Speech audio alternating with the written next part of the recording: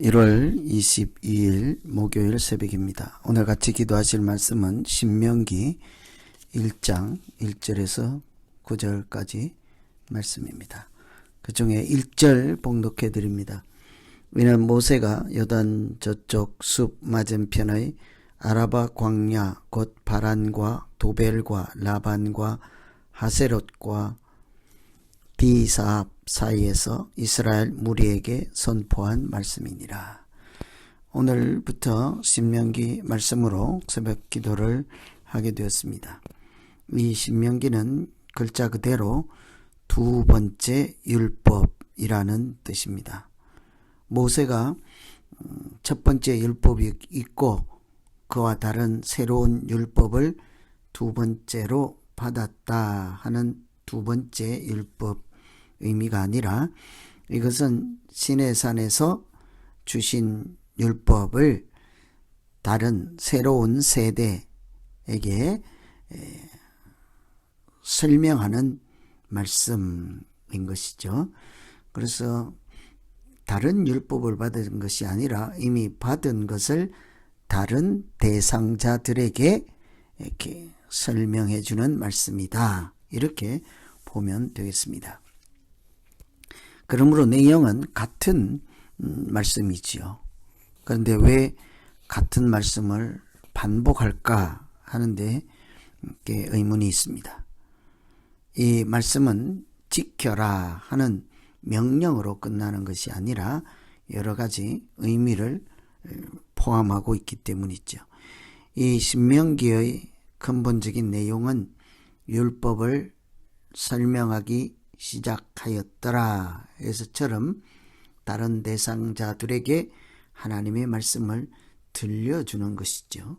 그 들려주는 것을 통해 우리에게 하시고자 하는 말씀을 들려주는 목적이 무엇일까를 생각하시면서 기도하시면 되겠습니다. 우선 믿음은 말씀을 듣는 것과 관련이 되어 있죠. 말씀 듣는 것이 믿음의 출발입니다.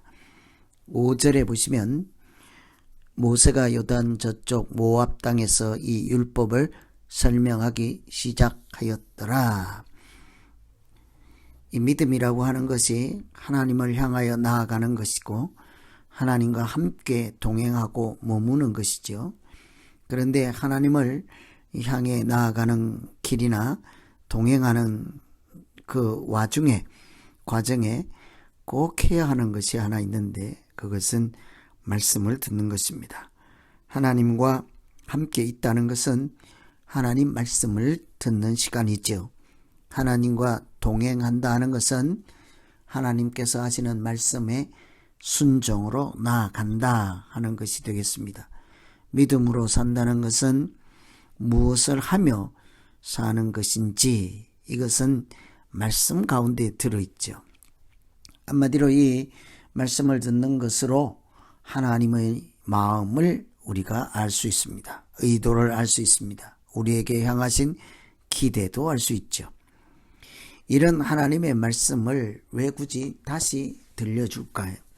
그것은 시내산에서 말씀을 들었던 1세대들은 다 죽고 그때 듣지 않았던 2세대가 이제 가나안 땅에 들어가려고 모압 땅에 모여 있기 때문입니다. 그래서 약속의 땅에 들어가기 전에 꼭 해야 하는 의식과 같은 필수 과정이 그들이 꼭 지나야 하는 통과해야 되는 관문이 말씀을 듣는 것이죠. 그래서 모세는 그 고지를 바로 앞에 두고 가나안 땅에 들어가려고 준비하고 있는 사람들에게 그 땅에 들어가서 땅이 어디이고 음식이 어떻고 기후가 어떻고 옷은 어떻고 이런 이야기를 하지 않습니다. 하나님 말씀을 들려주는 것이죠. 말씀을 모르고 그 땅에서 하나님의 백성으로 살아갈 수 없기 때문입니다. 가나안 땅에 들어가서도 그들은 말씀을 듣고 말씀에 순종하는 것으로 믿음의 삶을 이어갈 수 있기 때문이죠.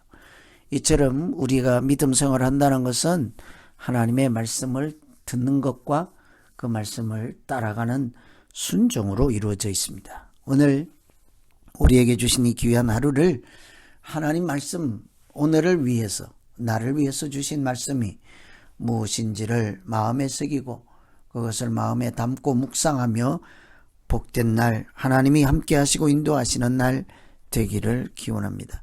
두 번째는 이 하나님이 주신 이 말씀을 증거로 삼게 하셨습니다.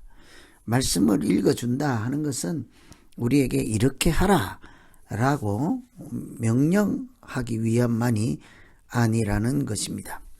이 말씀은 우리의 행동, 지침, 또 금지사항, 이렇게 해야 된다는 의무, 이런 차원을 넘어서 신의 산부터 그 말씀은 하나님과 그 백성들 사이에 계약을 체결하는 문서, 계약서와 같은 것이죠.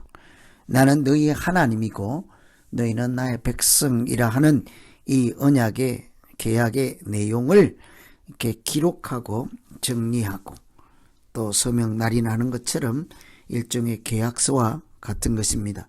그래서 이 말씀을 듣는 시간, 공부하는 시간이 아니라 사실은 약속의 땅에 들어가기 전에 하나님께서 그들에게 너희는 나의 백성이고 나는 너희의 하나님이다 하는 사실을 다시 확증하고 이렇게 문서로, 계약서로, 증거로 남기는 순간이지요. 그래서 신분증을 교부받는 것과도 같습니다. 하나님의 자녀로 살아가야 한다 하는 것을 예배를 드리며 다시 확인하는 과정이기도 하죠. 그래서 이 말씀은, 신명기에 주시는 말씀은 단순히 내용만 살피고 이런 말씀이다 이해하는 것이 중요한 것이 아니라 그 말씀을 통해서 하나님이 이렇게 하시고자 하는 일은 이것이 너희의 신분증이고 너희는 나의 백성이고 나는 너희의 하나님이다. 너희는 이제 이 계약을 맺고 언약을 맺고 아멘하고 그 백성으로서 하나님의 자녀로서 그 땅에 들어가 살아야 한다 하는 것을 이렇게 확인하는 절차입니다. 그래서 신명기는 어렵고 꼭 지켜야 되는 부담이고 의무로 읽을 것이 아니라 하나님의 백성들에게 그들의 신분증과 또 그들의 하나님께서 그들과 함께 하시겠다 하는 약속을 해주시는 말씀이겠죠. 그래서 오늘 우리가 하루 살아가는 동안에도 하나님께서 나에게 주신 약속, 하나님이 나의 아버지 되신다는 사실을 이렇게 확정하시는 그런 은총의 말씀이 무엇인지를 기억하고 살아가는 날 되시기를 기원합니다. 오늘 이렇게 신명기 처음 부분 말씀을 들려주는 자체는 그 내용이 문제가 아니라 내용을 넘어서 하나님께서 우리를 말씀으로 초청하시고 말씀하시는 하나님, 우리를 인도하셨던 하나님, 행진을 시작하라고 말씀하셨던 하나님, 이렇게 호렙산에서 언약을 하셨던 하나님, 땅에 들어가라고 말씀하신 하나님, 우리에게 약속을 하셨던 하나님을 소개하는 내용이지요. 이런 하나님이 우리의 하나님 되어주시는 날 되시기를 기원합니다. 그래서 이런 저변에 깔려있는 하나님의 의도를 잘 생각하시면서 기도하시고 오늘 하루 믿음으로 승리하는 날 되기를 기원합니다.